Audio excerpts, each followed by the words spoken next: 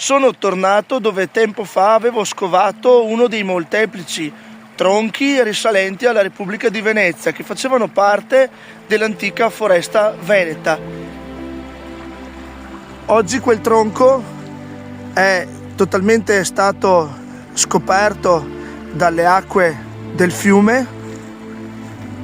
Quando ero venuto la prima volta le ghiaie arrivavano più o meno in questo punto, mentre ora, come vediamo, è ben visibile. Qui possiamo vedere addirittura le sue radici ancora conficcate in questo che era lo strato di terra originale. Con la prossima piena sicuramente questo tronco verrà trasportato dalle acque verso valle.